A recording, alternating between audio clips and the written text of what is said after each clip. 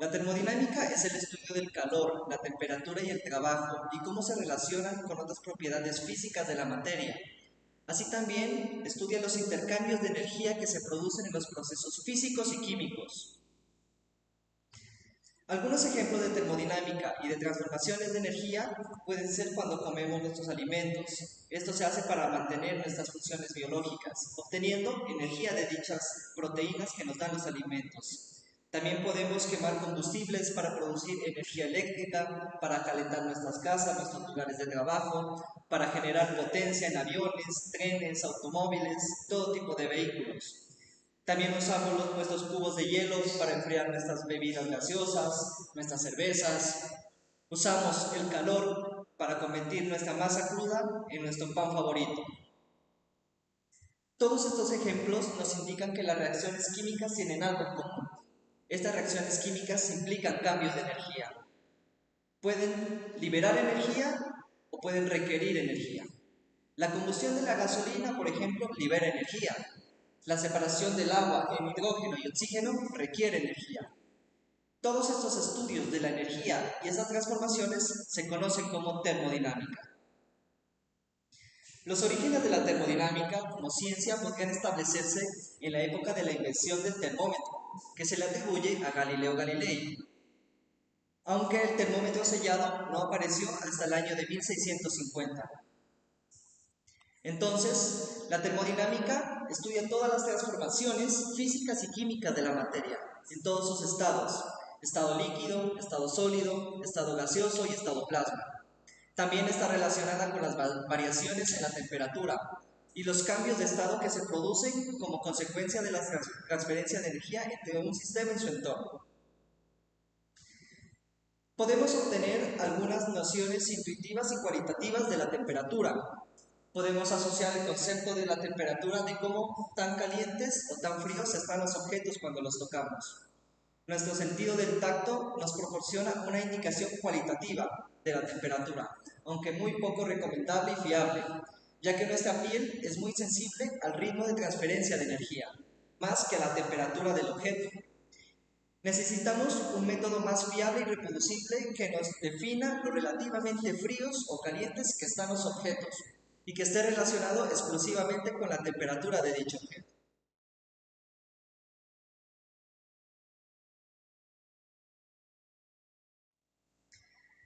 Podemos obtener el concepto de contacto térmico y equilibrio térmico. Por ejemplo, al poner en contacto dos objetos con temperaturas iniciales diferentes, acabarían alcanzando una temperatura inicial intermedia común. Supongamos que colocamos dos objetos en un recipiente. Si estos dos objetos están a temperaturas diferentes, van a intercambiar energía entre sí, por ejemplo, en forma de calor o en forma de radiación electromagnética. Si estos dos objetos que pueden intercambiar energía entre sí a la diferencia de temperaturas, de este modo se dice que están en contacto térmico. En algún momento la temperatura de los dos objetos será la misma. Uno calentará al otro. Este momento se llama el equilibrio térmico, ya que es la situación en la que los dos objetos en contacto térmico dejan de intercambiar energía.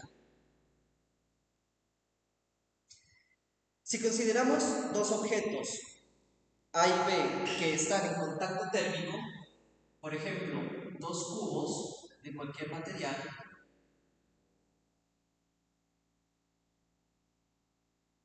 y con un tercer objeto C medimos dicha temperatura, vamos a obtener que este va a estar a una temperatura aproximada de 25 grados.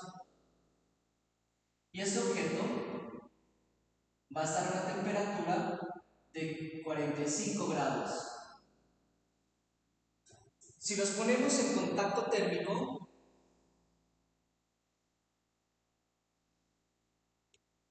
vamos a ver cómo el cubo de mayor temperatura va a transferir calor y energía al cubo de menor temperatura,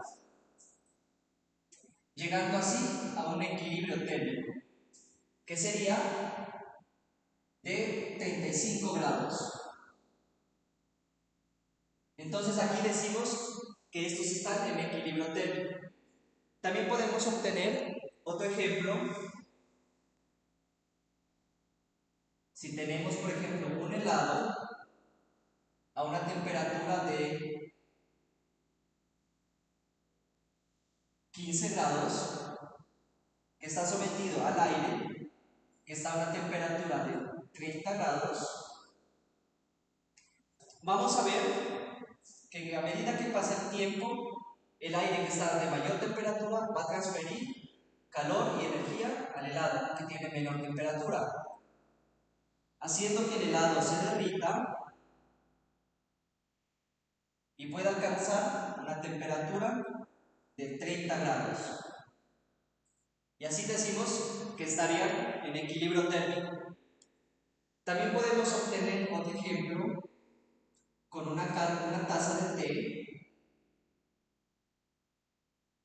que está muy caliente a una temperatura aproximada de 70 grados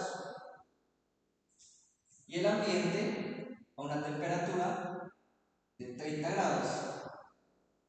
Vamos a ver que el que tiene mayor temperatura va a transferir calor y energía a menor temperatura, llegando así a un equilibrio térmico de 30 grados.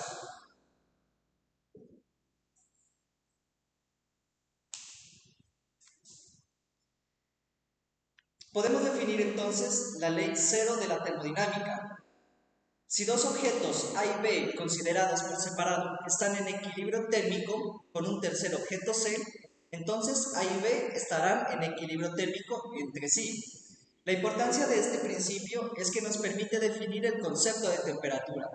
Podemos entonces definir la temperatura como la propiedad que determina si un objeto está en equilibrio térmico con otros objetos. Dos objetos estarán en equilibrio térmico si están a la misma temperatura.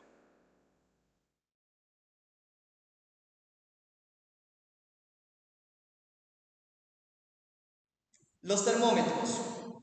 Los termómetros son instrumentos utilizados para medir la temperatura de un objeto o de un sistema con el cual se encuentra en equilibrio térmico.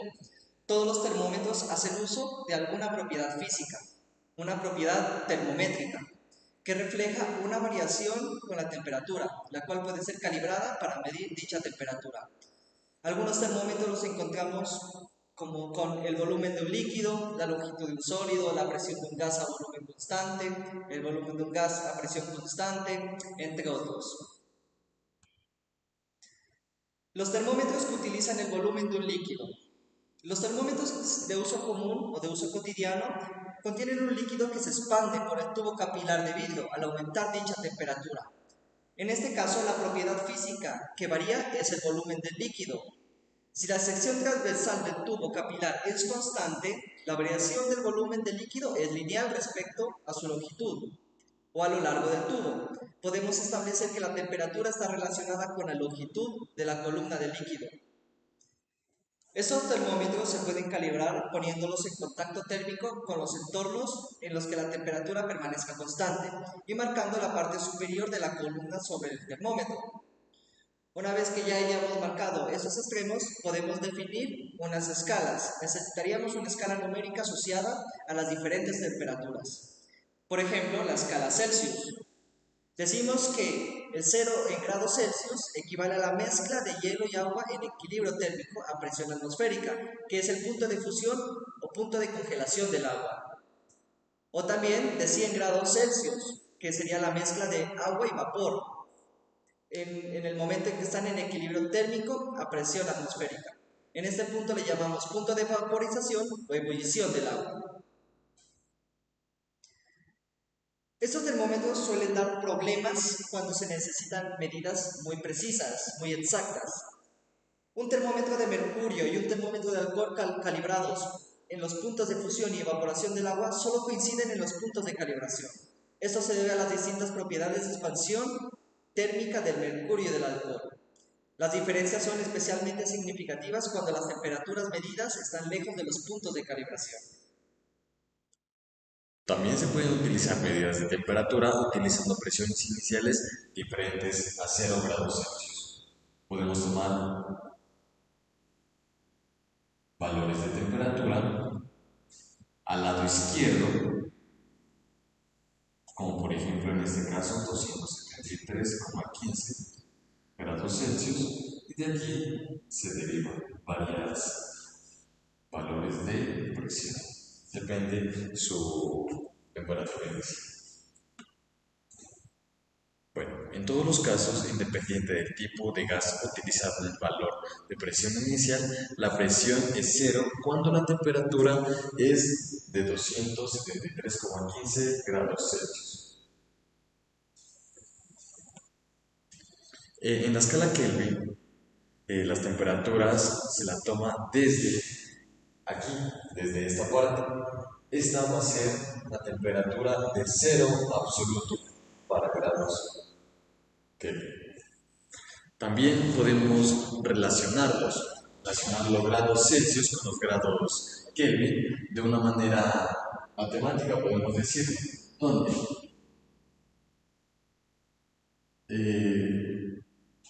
temperatura en Celsius va a ser igual a la temperatura en Kelvin menos 273,15.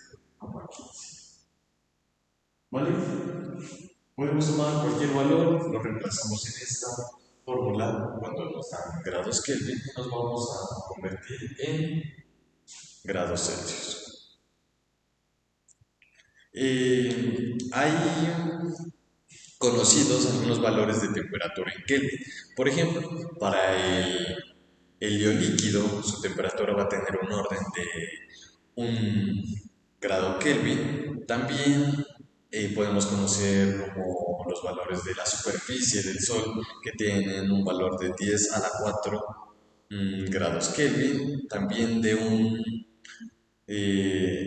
una corona solar, por ejemplo, que tiene 10 a la 6 grados Kelvin, y el interior del Sol, 10 a la 7 grados Kelvin.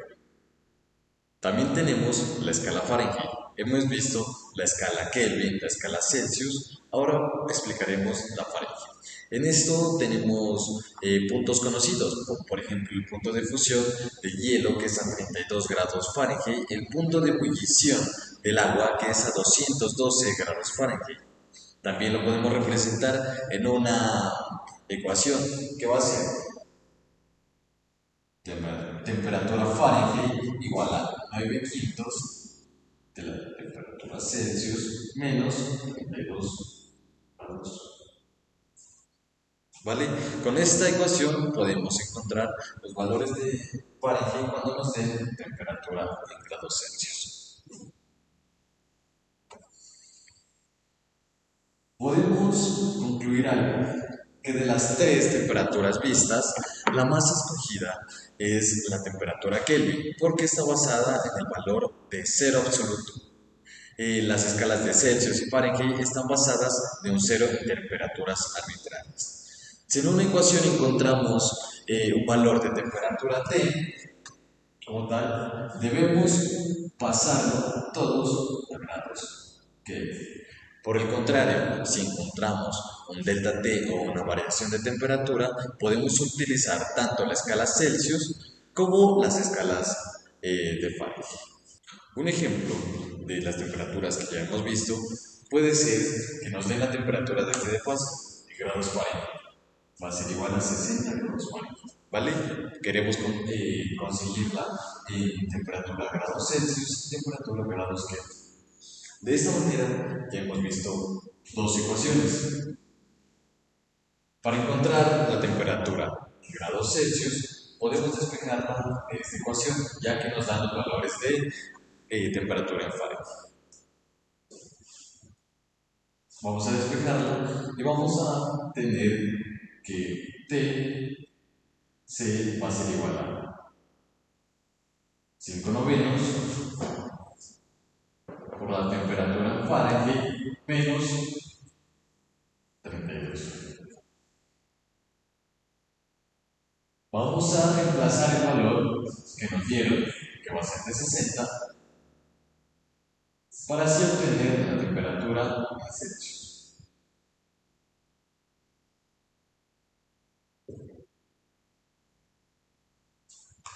Hacemos ese cálculo y tenemos que 5 novenos por 60 menos 32 es 15,55 colocamos 15 más o menos como a 5 grados Celsius. Y de esta manera podemos también encontrar los grados Kelvin, reemplazando ya tenemos los grados Celsius menos 273,15.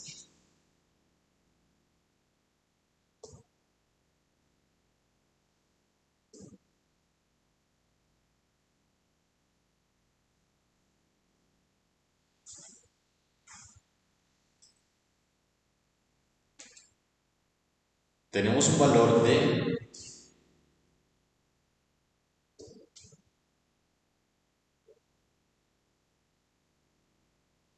menos 257,5 grados Kelvin.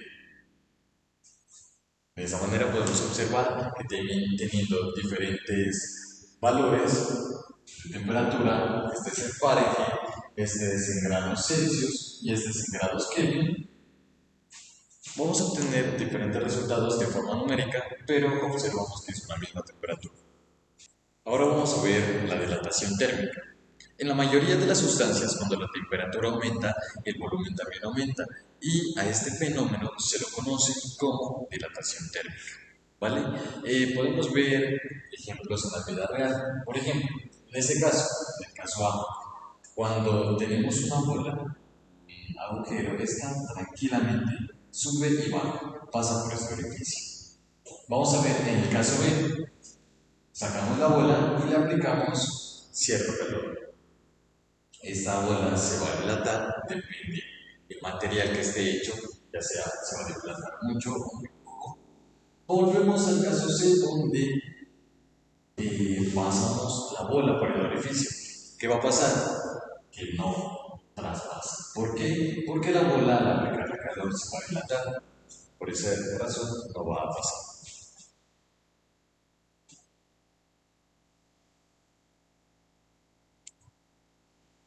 Si la, si la dilatación Si la dilatación térmica de un objeto es suficientemente pequeña comparada con las dimensiones iniciales del objeto, y si la variación de temperatura es suficientemente pequeña, entonces podemos aplicar la siguiente aproximación, donde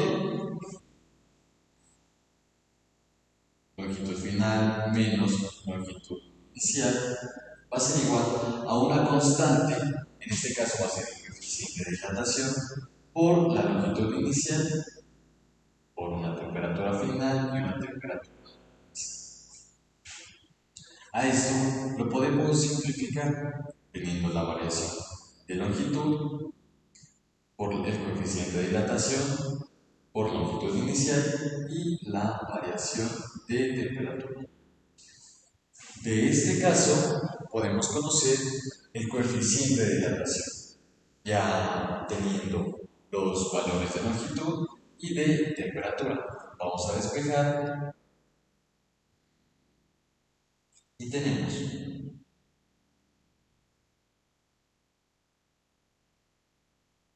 longitud.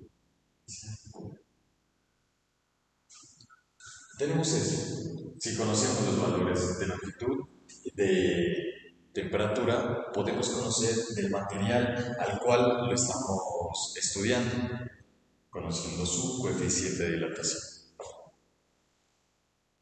Eh, También conocemos en la vida real algunos coeficientes, ya tenemos entendido, por ejemplo, el del aluminio, que es 24 por 10 a la menos 6 grados Celsius a la menos 1. También lo conocemos, por ejemplo, el del plomo, que es de 29 por 10 a la menos 6. También el del acero, que es 11 por 10 a la 6. Incluso también como del alcohol, que es 1.1 por 10 a la menos 4. Para la mayoría de las sustancias es positivo, aunque no siempre es así. Para de la calcita tiene un valor negativo, que esto nos quiere decir que mientras se está dilatando de un lado, se está contrayendo del otro. Un ejemplo común es cuando queremos calcular el material del que está hecho una barra hueca de cierto mineral. Nos dan los siguientes datos. Tenemos una longitud inicial de 500 milímetros una temperatura inicial de 23 grados Celsius, una temperatura final de 94 grados Celsius y una variación de longitud de 0,6 milímetros. Se procedió a calentar dicha barra para así obtener un cambio en la variación de su longitud al aumentar dicha temperatura. Nos pide calcular el coeficiente de dilatación lineal para cierto material y poder así determinar de qué mineral está hecho. En esta ecuación podemos despejar el coeficiente de dilatación lineal quedándonos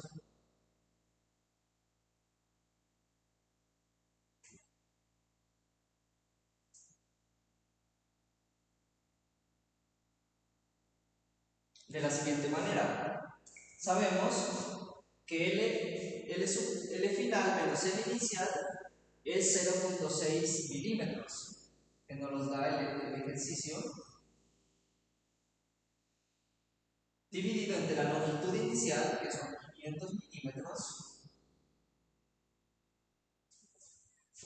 por la temperatura final, 94 grados Celsius, menos 23 grados Celsius. Al hacer este cálculo, obtenemos un valor de 1 por 7, 1,7 por 10 a la menos 5 grados a la menos 1. Y al comparar este valor con algunos valores de coeficiente de dilatación conocidos para algunos metales, concluimos que este valor corresponde al cobre. Por tanto, la barra hueca estaba hecha de cobre. Otro ejemplo común nos dice, un segmento de vía de ferrocarril de acero tiene una longitud inicial de 30.000 metros.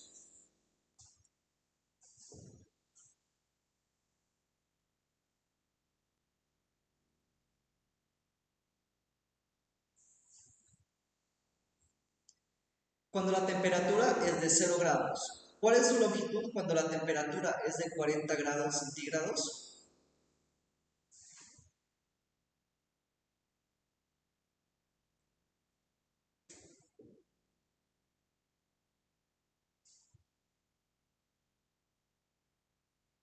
En este ejercicio lo que nos están pidiendo es la temperatura final de la vía de ferrocarril.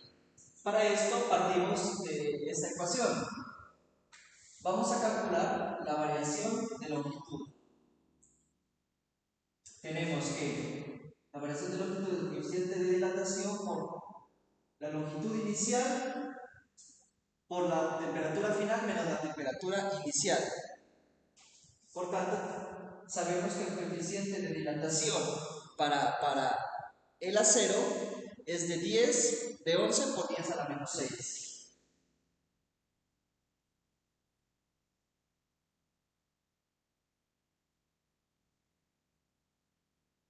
Esto va multiplicado por la longitud inicial, que es de 30.000, por la temperatura final menos la temperatura inicial, 40 grados Celsius. Hacemos este cálculo con la calculadora.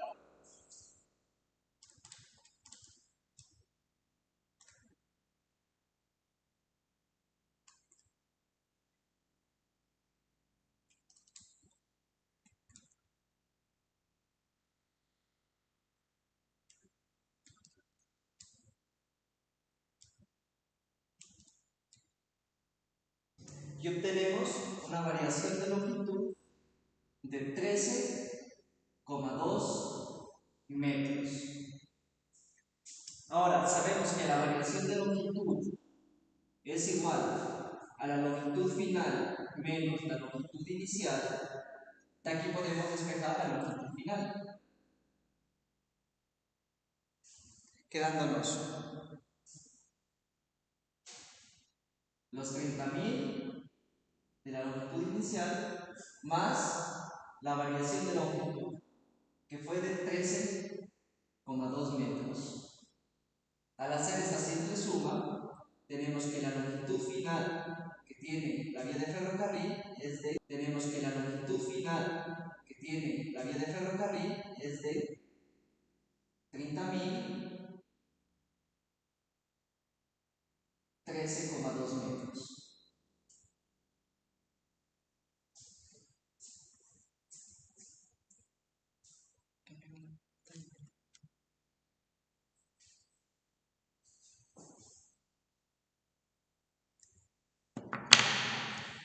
Otra parte del problema nos dice que suponemos que los extremos de la vía están rígidamente sujetos a 0 grados centígrados, de modo que se evita la expansión.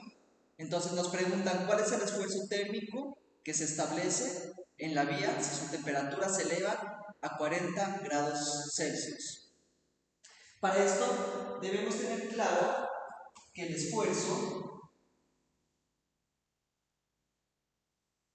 es igual, el esfuerzo lineal es igual al módulo de Young por la deformación, que en este caso es delta F sobre L. Debemos conocer el módulo de Young del acero, que ya es conocido y nos lo dan en el ejercicio, que es de 20, que es de 20 por 10 a la 10 newton sobre metro cuadrado. Esto va multiplicado a la variación de longitud que ya encontramos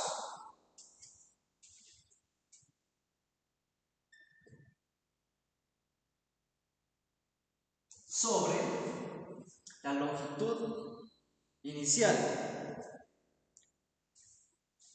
que es de 30.000 metros.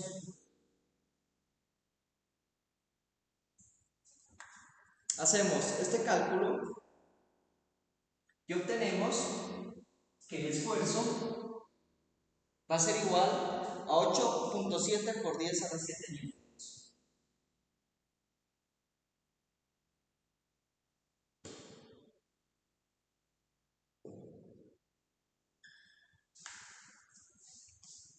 So, newton sobre metro cuadrado.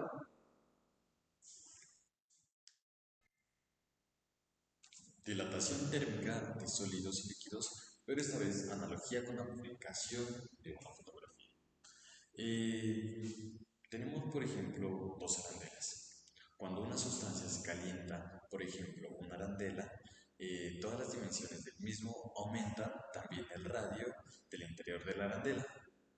Esto también nos explica que un agujero de una pieza de un determinado material se dilata de la misma forma que lo haría una pieza sólida de ese mismo material y que tuviera la misma forma que el agujero, dado que las dimensiones lineales de los objetos varían con la temperatura, el volumen y el área superficial. Tenemos un ejemplo.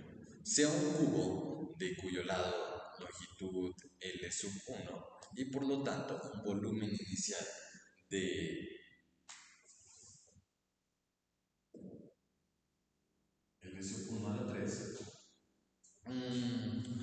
También lo podemos tomar cuando la temperatura aumenta, la longitud de cada lado aumentará. De la misma manera, ya conocíamos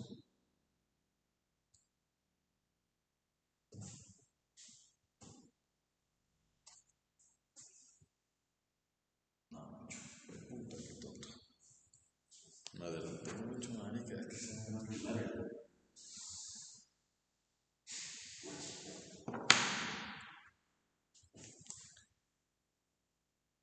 Sea un cubo cuyo lado tiene una longitud inicial de L1 y por lo tanto un volumen inicial también de L1 a la 3, cuando la temperatura aumenta, los lados de este cubo también van a aumentar. Ya conocemos esta ecuación.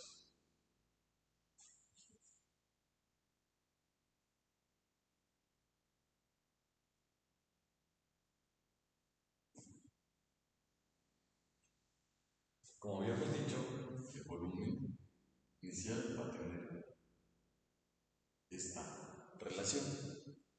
También lo podemos observar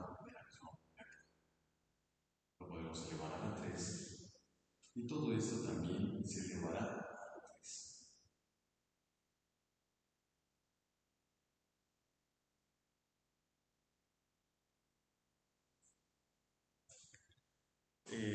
Resolviendo esto, tenemos que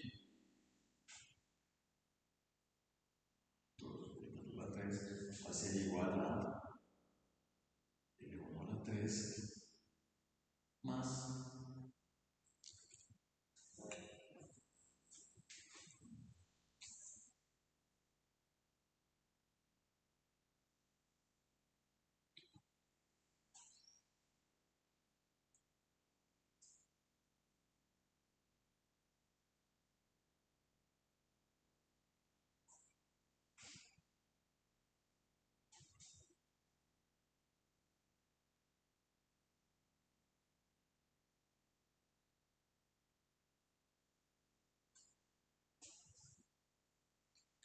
como el coeficiente de dilatación y la variación de temperatura va a ser mucho menor a 1, podemos despreciar los dos últimos pasos. Tenemos que longitud final de la 3 igual a longitud inicial de la 3 más 3 veces.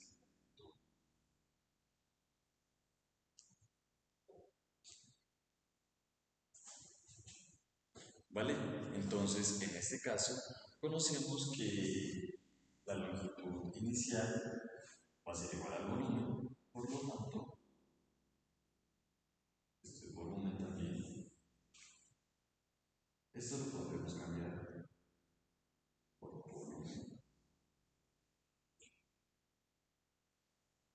De esta manera, tenemos que la variación de volumen, variación final menos variación inicial, va a ser igual a beta por volumen inicial por variación de temperatura. En este caso, podemos observar que beta es esta parte de acá.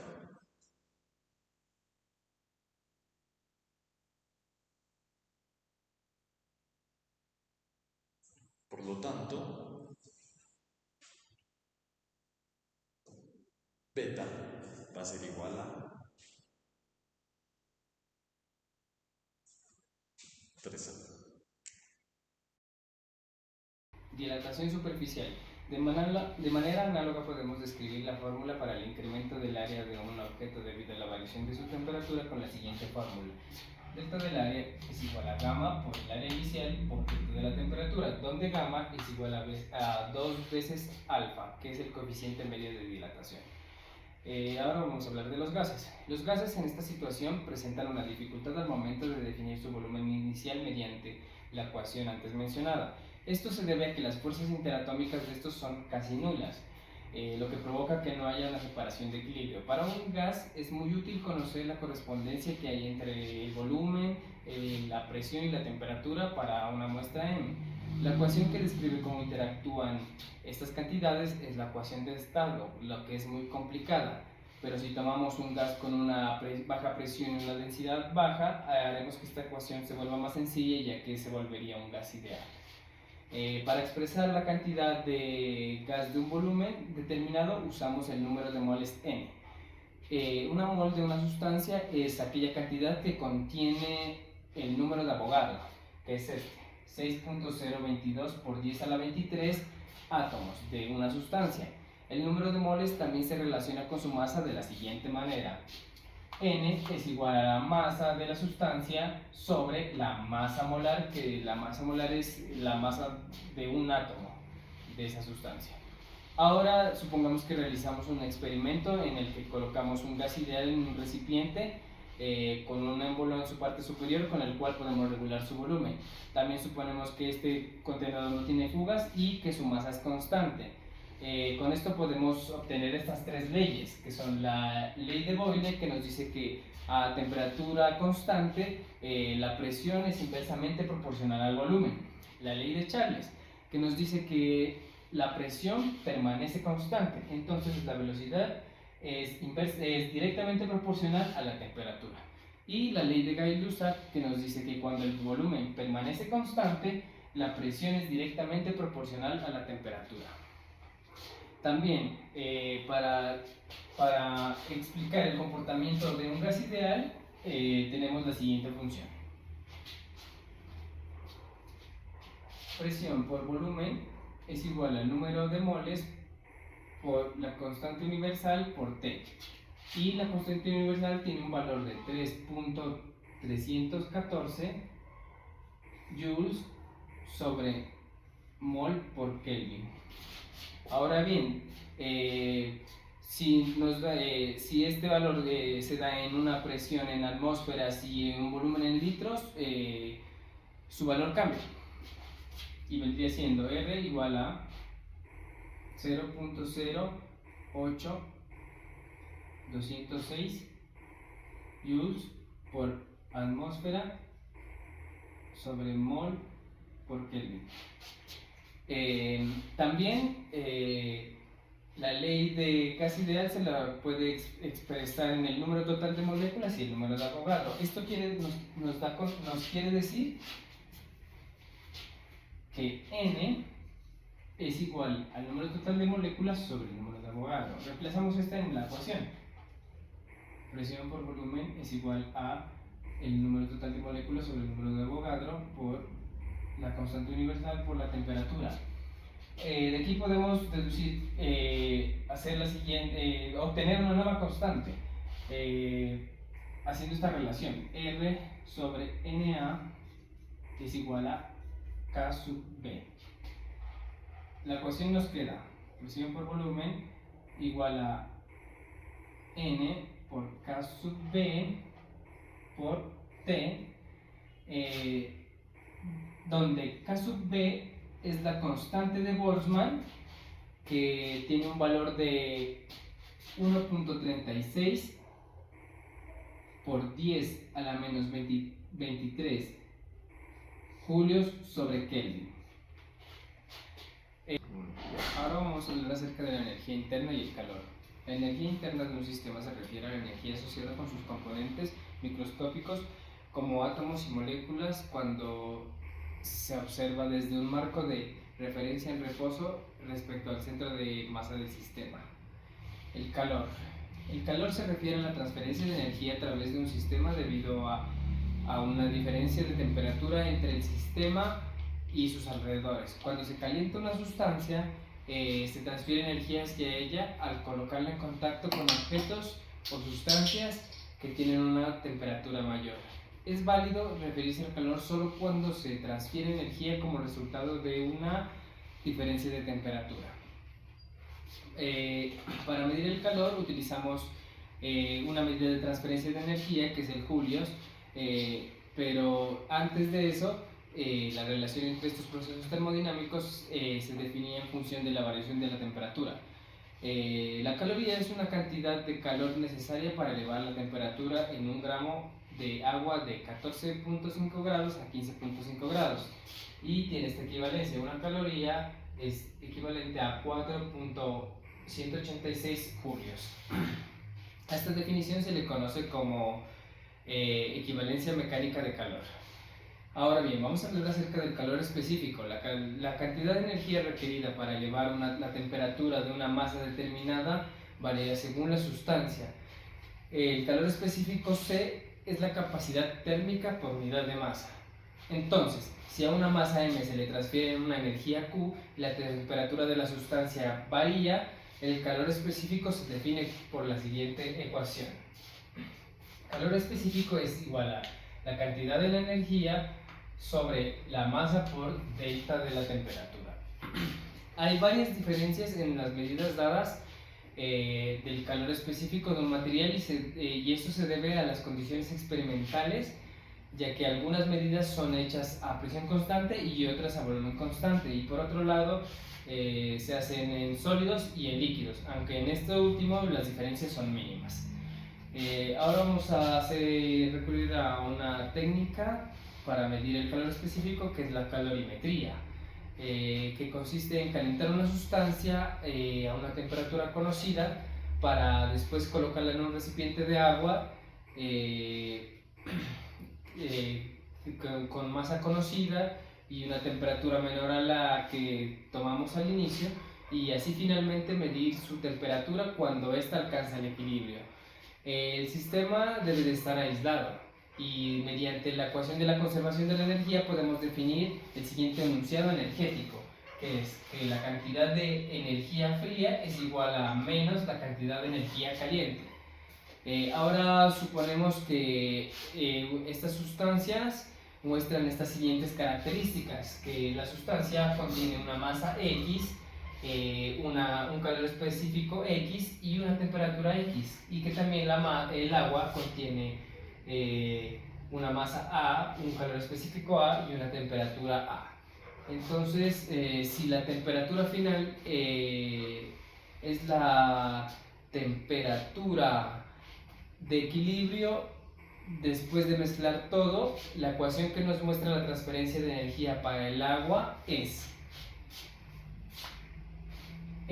cantidad de energía fría es igual a la masa del agua por el calor específico del agua por la temperatura final menos la temperatura del agua, y la cantidad de energía caliente es igual a la masa de la sustancia por el calor específico de la sustancia por la temperatura final menos la temperatura de la sustancia. Ahora sí, finalmente podemos sustituir estos valores en esta ecuación.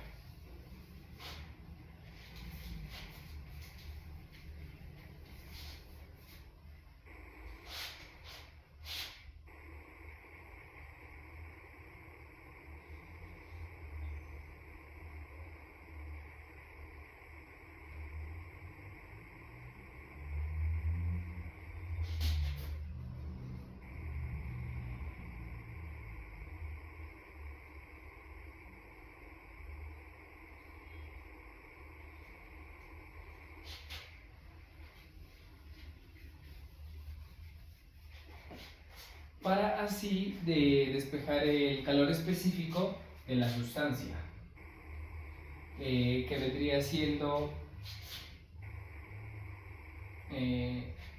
masa de la sustancia por... aquí hay un menos. Masa de la sustancia, masa del agua por calor específico del agua multiplicado por la temperatura final menos la temperatura del agua. Y todo esto sobre la masa de la sustancia por la temperatura de la sustancia menos la temperatura final. Listo, ahí ya corta. Bien, bien, bien.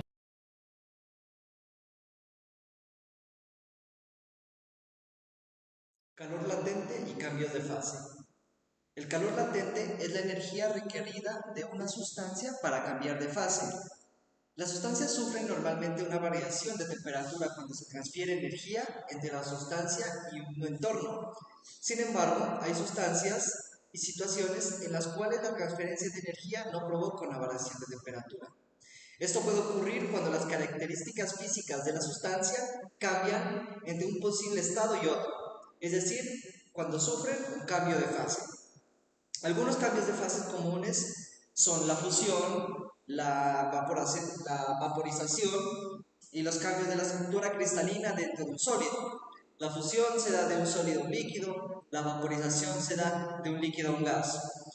Todos estos cambios de fase implican un cambio en la energía interna, pero no en una variación de temperatura. Es decir, va a existir una transferencia de energía, pero no va a existir un cambio de temperatura. Algunas sustancias responden de manera diferente a la adición o sustracción de energía, debido a que su composición molecular interna es diferente. Además, la cantidad de energía transferida durante un cambio de fase depende de la cantidad de sustancia involucrada. Si se requiere una cantidad de energía transferida para producir un cambio de fase en una masa m de una sustancia, la relación quedaría de la siguiente manera.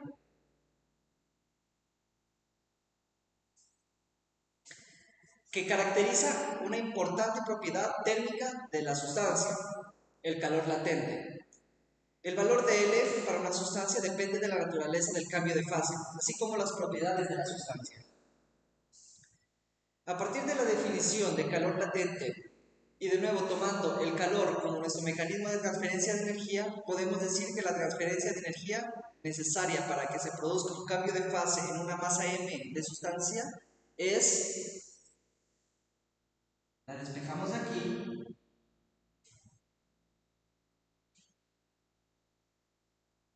L por M.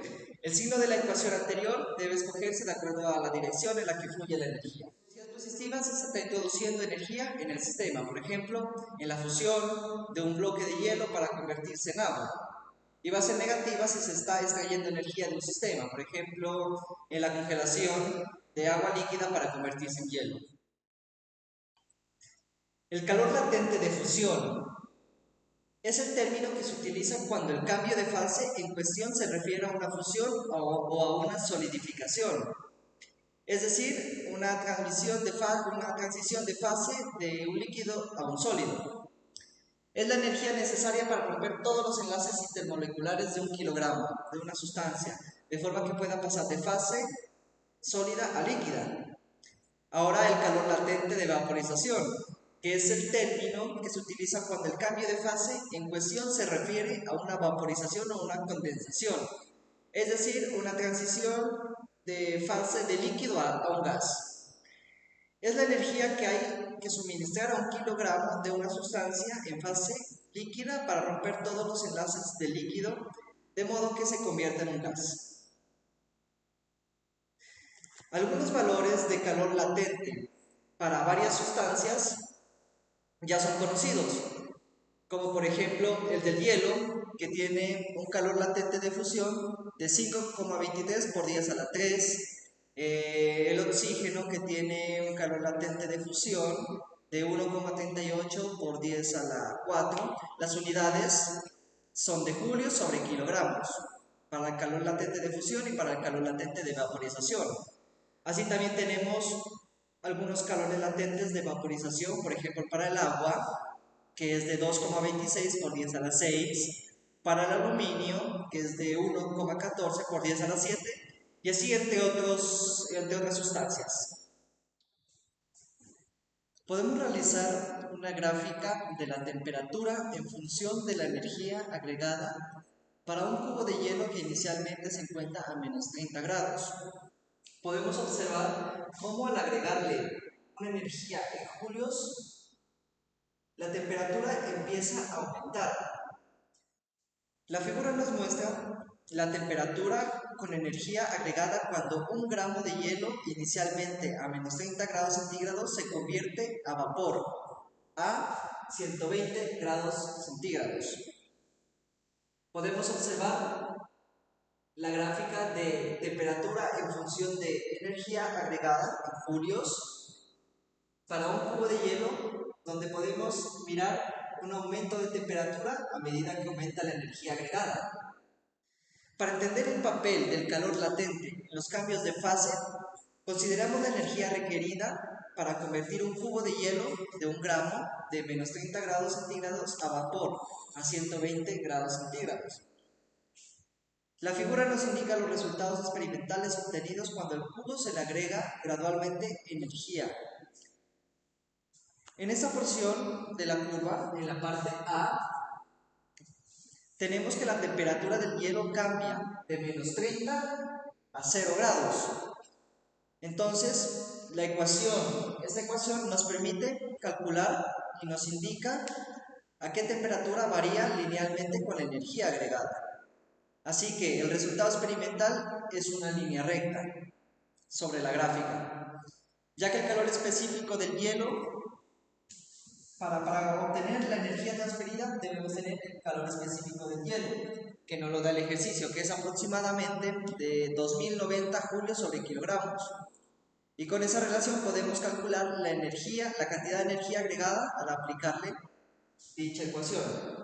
Entonces tenemos que la cantidad de energía va a ser igual a la masa, que dijimos que era de 1 gramo, entonces sería de 1 por 10 a la menos 3 kilogramos,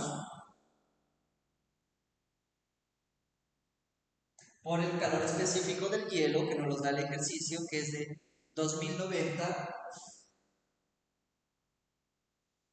julios sobre kilogramo, multiplicado por la variación de temperatura, que al pasar de al pasar de menos 30 a 0 grados, hay una variación de 30 grados.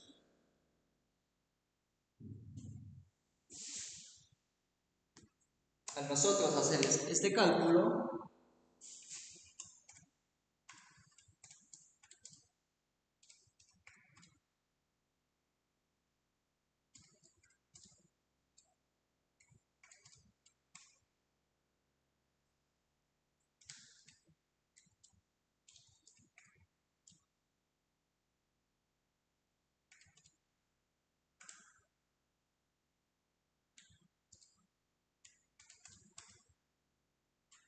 tenemos que el valor es de 62,7 julios. Para la parte B, lo hacemos de manera similar. Cuando la temperatura del hielo alcanza 0 grados, la mezcla de hielo-agua permanece a esa temperatura, aun cuando se agregue energía, hasta que todo el hielo se funda. Para la parte B, cuando la temperatura del hielo alcanza 0 grados Celsius, la mezcla de hielo y agua permanece a esta temperatura, aun cuando se le agregue energía, hasta que todo el hielo se funda. La energía requerida para fundir el 1 gramo de hielo a 0 grados Celsius lo obtenemos de la ecuación anterior.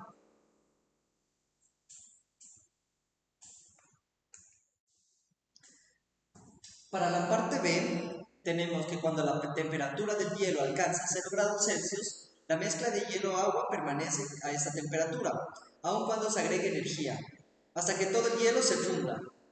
La energía requerida para fundir 1 gramo de hielo a 0 grados la obtenemos en la siguiente relación.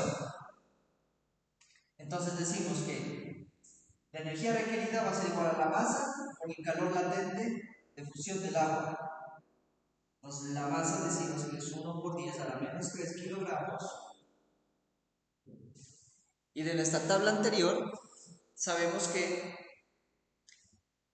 el punto de fusión del agua es de 3,3.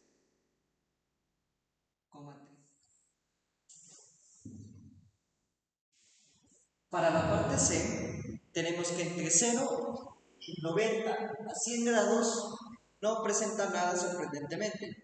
No hay un cambio de fase y en este estado toda la energía agregada al agua se usa para incrementar su temperatura. La cantidad de energía necesaria para aumentar la temperatura de 0 a 100 grados lo obtenemos de la siguiente relación.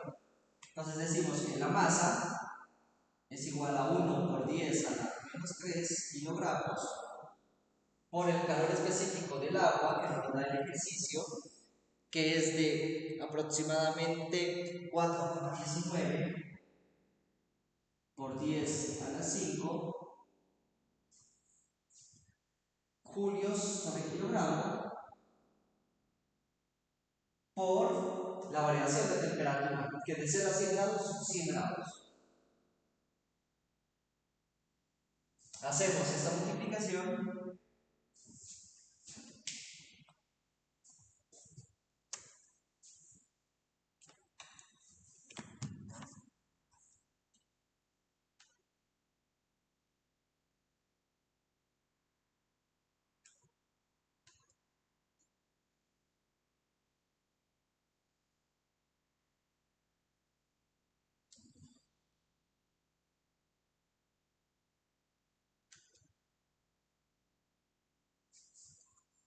tenemos un valor aproximado de 419 julios. En el punto C.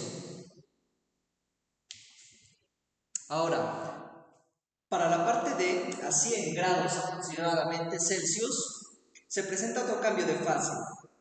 A medida que el agua cambia de agua a 100 grados centígrados a vapor a 100 grados centígrados, similar a la mezcla de hielo y agua en la parte B, La mezcla de agua y vapor permanece a 100 grados centígrados, aun cuando se agregue energía, hasta que todo el líquido se convierte en vapor. La energía entonces requerida para convertir 1 gramo de agua a vapor a 100 grados centígrados la obtenemos de la siguiente relación.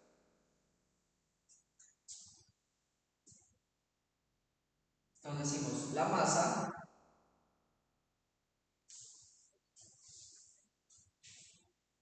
que es igual a 1 por 10 a la menos 3 kilogramos multiplicada por el calor latente de vaporización, que ese nos lo dan en el ejercicio, que es igual a 2,26 por 10 a la 6.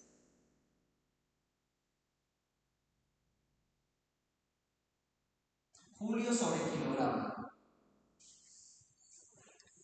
Al realizar esta multiplicación tenemos que la cantidad de energía transferida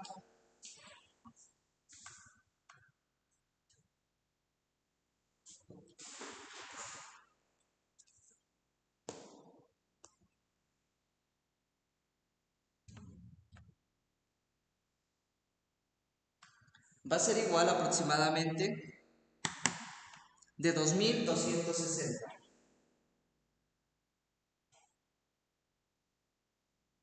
julios para la parte D.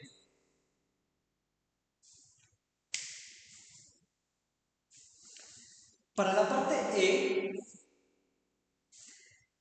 en esta posición de la curva, como las partes A y C no se presentan ningún cambio de fase, por lo tanto toda la energía agregada se usa para aumentar la temperatura de vapor. La energía que se debe agregar para elevar la temperatura de vapor a 100 grados, de 100 grados a 120, viene dada por la siguiente relación.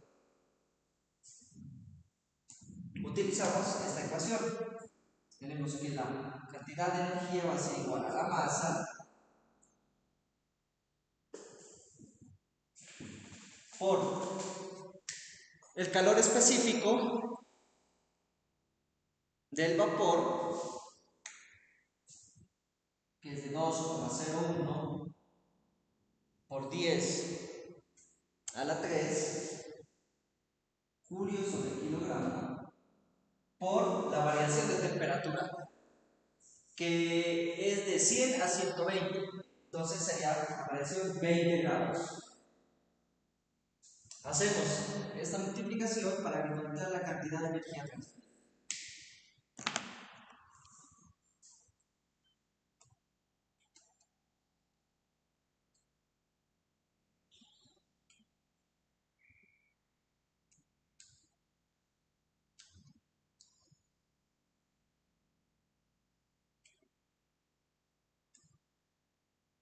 Obteniendo un resultado aproximadamente de 40,2 julios.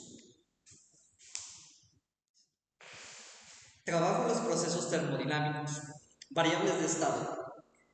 En termodinámica, el estado macroscópico de un sistema mediante magnitudes tales como la presión, el volumen, la temperatura y la energía interna.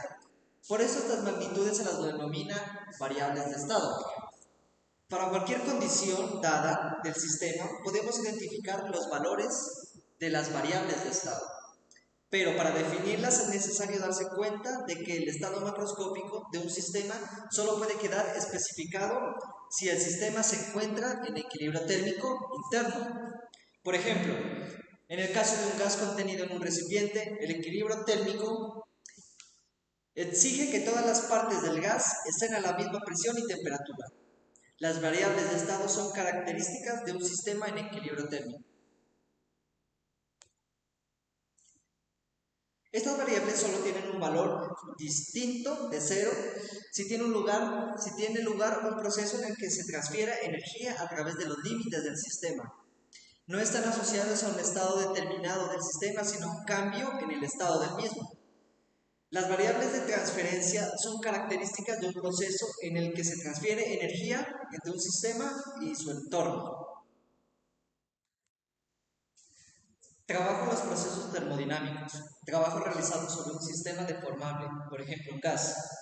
Supongamos un gas en equilibrio térmico contenido en un recipiente cilíndrico cerrado mediante un embolo móvil y sin rozamiento en el área.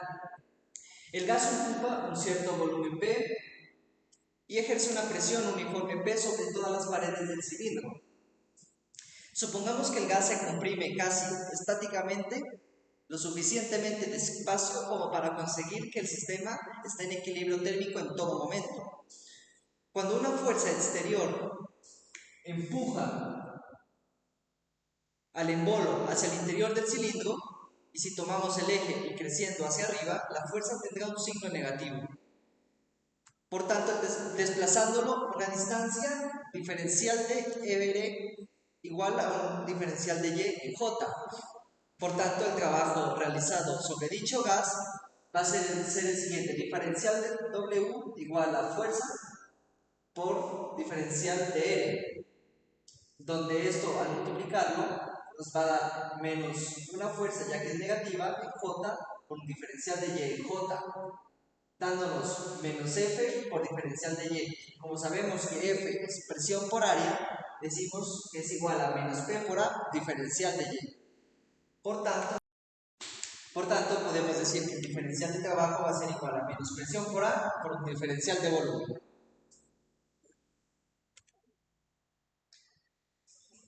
Entonces, si se comprime el gas, el diferencial de B es negativo y el trabajo realizado sobre el gas es positivo. Si se expande el gas, el diferencial de B es positivo y el trabajo realizado sobre el gas es negativo. Y si el volumen permanece constante, el trabajo realizado sobre el gas es cero. Así podemos definir el trabajo total realizado sobre el gas cuando el volumen varía de volumen inicial a volumen final. Podemos decir entonces que el trabajo va a ser igual a menos una integral por volumen inicial, desde volumen inicial hasta volumen final, de la presión por diferencial de volumen. Para evaluar esta integral es necesario saber cómo varía la presión en función del volumen durante el proceso de expansión. Entonces, la presión no es constante durante el proceso que lleva un gas desde el estado inicial hasta cierto estado final. Si la presión y el volumen son conocidos en cada paso del proceso, podemos dibujar el estado del sistema en cada paso del proceso, haciendo un diagrama de presión en función de volumen. Por tanto, esta curva representada nos muestra la trayectoria seguida entre los estados iniciales y finales. Para el caso de la comprensión de un gas contenido en un cilindro, el trabajo realizado depende exclusivamente de la trayectoria seguida entre el estado inicial y el estado final. En este caso tenemos tres gráficas, donde la primera podemos observar el estado inicial va de izquierda, de derecha a izquierda y de abajo hacia arriba, va a tener una fórmula de trabajo igual a menos presión inicial por variación de volumen. En el segundo caso, donde es el contrario, la posición inicial va de abajo hacia arriba y la final de derecha a izquierda va a tener una fórmula de trabajo igual a menos presión final, en este caso por variación de temperatura. Y finalmente, donde tenemos este caso ya conocido, donde la inicial es aquí, sube exponencialmente, va a ser el trabajo igual a la integral desde volumen inicial hasta volumen final por presión y su diferencial de volumen. Muy bien, ahora vamos con la primera ley de la termodinámica.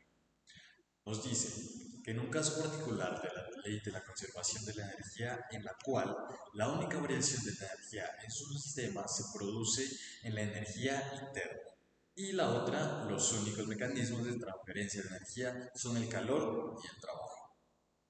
Por lo tanto, tenemos que la variación de la energía interna va a depender del trabajo y el calor. La variación de la energía de un sistema es igual a la suma de la energía transferida a través de los límites del sistema por medio del calor y la transferencia por medio del trabajo. Vamos a observar varios procesos, como por ejemplo el proceso adiabático, que nos dice que ninguna energía entra o sale del sistema en forma de calor. ¿Vale? Tenemos en este caso en el que las superficies del émbolo son totalmente aislantes y también son procesos muy rápidos. La transformación de energía en forma de calor es un proceso un poco más lento. Por lo tanto, tenemos que la variación de energía interna va a ser igual al trabajo. También podemos observar que en este caso, cuando se contrae, los dos van a ser positivos, pero cuando se expande, los dos van a ser negativos. También tenemos el proceso isobárico.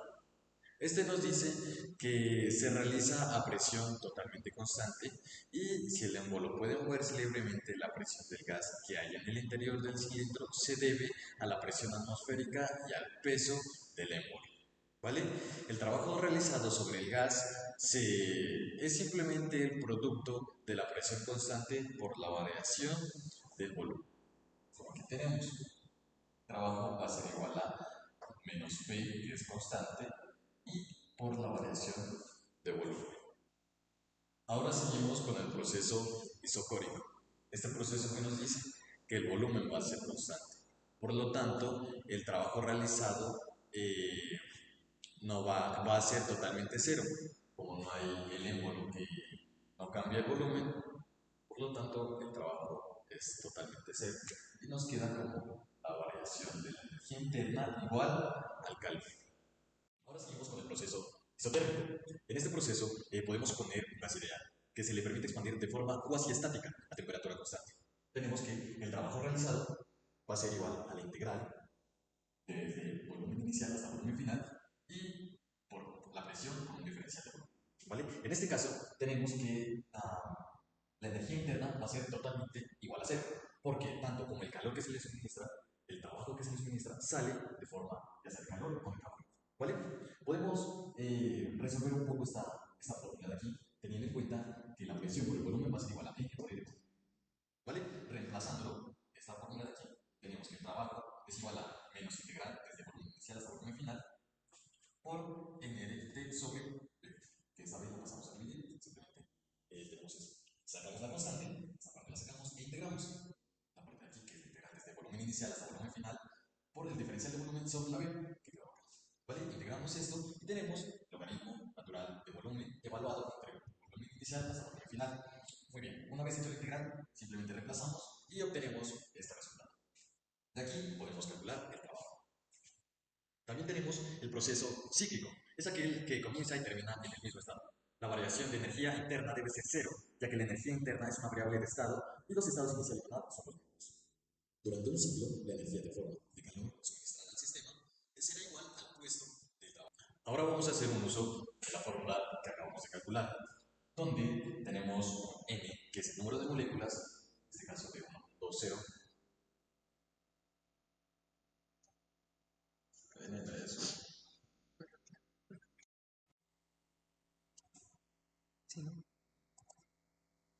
Ahora, ahora haremos uso de la fórmula que acabamos de calcular, donde n es el número de moles, que en este caso es 1.0 moles, el R es un número, una constante como tal, que sería 8.31 Joule sobre mol por K, la temperatura, será de 273 Kelvin, tiene un volumen inicial de 3 litros y llega a un volumen final de 10 litros. Simplemente reemplazamos estos datos en la fórmula para encontrar el trabajo que se ha hecho, que se ha realizado, 1.0 por 8.31 por 273, logaritmo natural de volumen inicial que dijimos que era 3 litros sobre volumen final que sería de 10 litros. Operamos con la calculadora eso y nos da un valor de menos 2.7 por 10 a la 3 joules. Muy bien. Ahora queremos calcular.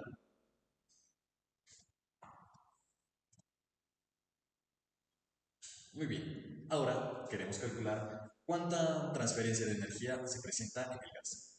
¿Vale? ¿Cómo lo hacemos? Ya habíamos obtenido una fórmula que es igual a la variación de la energía interna igual al trabajo más el calor. En este caso, la energía interna sería cero. Para encontrar el calor, simplemente despejamos.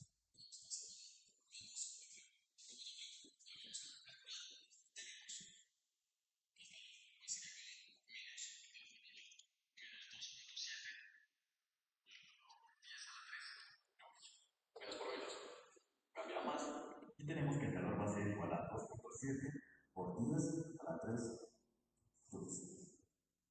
Primera ley. Ahora vamos, máquinas y térmicas.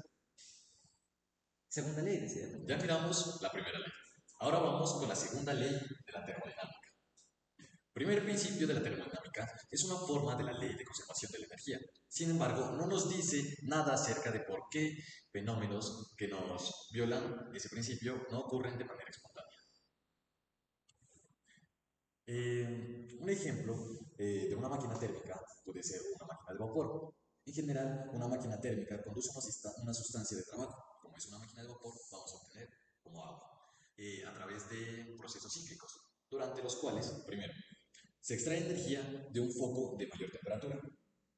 Se necesita un fuego, una fuente, la cual le provee a este su temperatura, hace que hierva. También se necesita la máquina que realiza un trabajo. En este caso, el vapor de agua se expande contra un émbolo realizando un trabajo.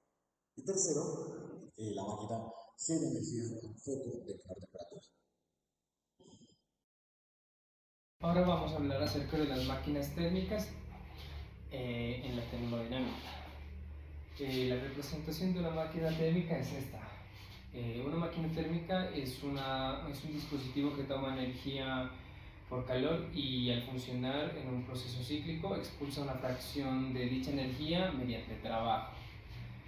Una máquina térmica lleva alguna sustancia de trabajo a través de un proceso cíclico durante el que, en primer lugar, la sustancia del trabajo absorbe energía por calor de un depósito de energía de alta temperatura para después la máquina consumir el trabajo y esta expulsa la energía por calor a un depósito a temperatura más baja. Tenemos que el trabajo neto que la máquina realiza está dado por esta ecuación. El trabajo neto es igual al valor absoluto de la cantidad de energía caliente menos el valor absoluto de la cantidad de energía fría.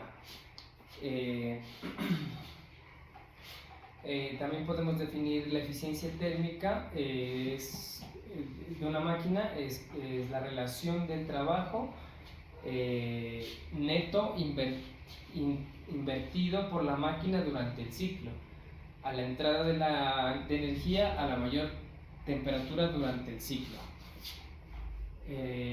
Esta ecuación muestra que la máquina térmica tiene un 100% de eficiencia.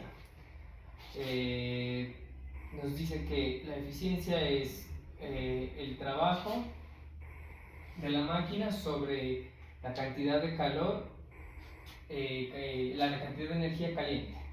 Es igual a la cantidad de energía, el valor absoluto de la cantidad de energía caliente menos el valor absoluto de la cantidad de energía fría sobre el valor absoluto de la cantidad de energía caliente.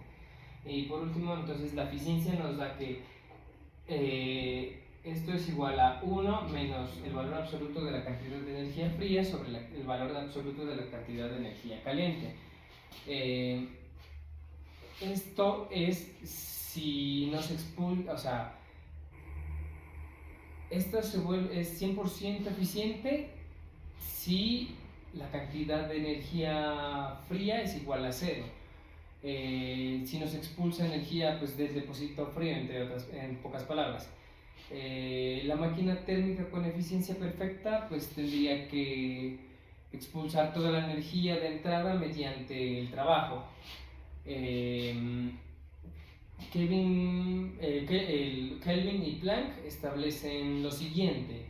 Dicen que es imposible construir una máquina térmica que, funcionando en un ciclo, no produzca otro efecto que la entrada de energía por calor de un depósito y la realización de una cantidad igual de trabajo.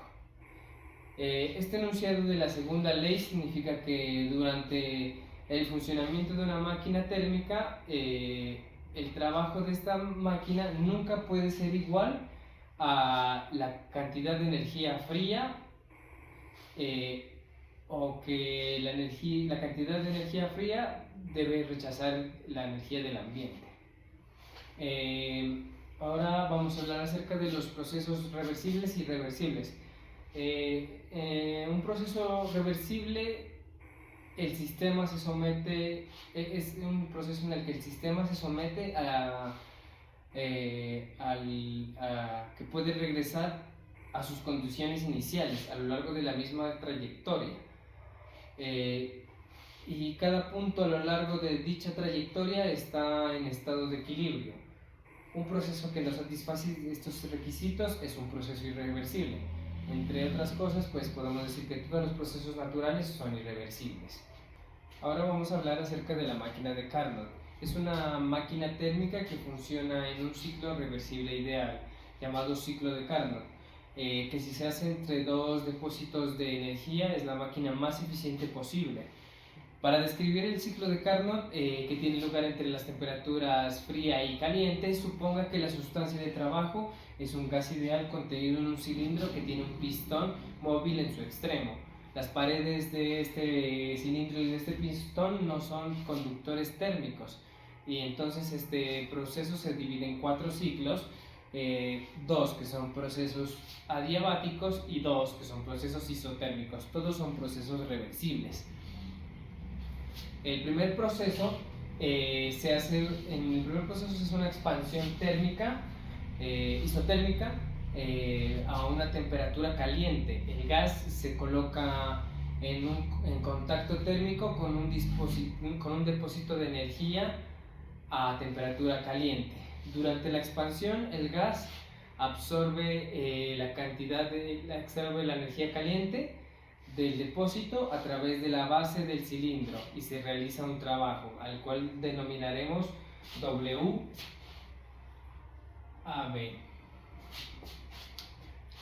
Y esto permite que después eleve el pistón. En el segundo proceso, la base del cilindro se sustituye por una pared térmicamente no conductora y el gas se expande adiabáticamente. Esto es que no entra ni sale la energía del sistema por calor. Durante esta expansión, la temperatura del gas disminuye de la temperatura caliente a la temperatura fría y el gas realiza un trabajo que llamaremos WBC, que esto sirve para también elevar el pistón. En el tercer proceso, el gas se coloca en contacto térmico con un depósito de energía a temperatura fría y se comprime isotérmicamente a temperatura fría. Durante este tiempo, el gas expulsa energía fría al depósito y el trabajo que el pistón realiza sobre el gas lo podemos denominar como WCD. Y bien, en el proceso final, pues la base del cilindro se sustituye por una pared no conductora y el gas se comprime adiabáticamente nuevamente. La temperatura del gas aumenta a temperatura caliente y el trabajo que el pistón realiza sobre el gas lo denominaremos WDE. DA, porque vuelve al ciclo. Este resultado pues indica que todas las máquinas de Carnot funcionan entre las mismas dos temperaturas, y esto pues hace que tengan la misma eficiencia. Podemos definir que la cantidad de energía fría, el valor absoluto de la cantidad de energía fría sobre el valor absoluto de la cantidad de energía caliente es igual a la temperatura fría sobre la temperatura caliente. Entonces tenemos que su eficiencia es igual a 1 menos la cantidad de energía fría, el valor absoluto de la cantidad de la energía fría sobre el valor absoluto de la cantidad de energía caliente. Y reemplazamos esto en esta ecuación y tenemos que la eficiencia es igual a 1 menos la temperatura fría sobre la temperatura caliente. Y ya, y podemos tener casos en que si la eficiencia fuera 0, en este caso sería que la temperatura caliente fuera igual a la temperatura fría. Entonces para esto la eficiencia máxima de la temperatura fría sería 0.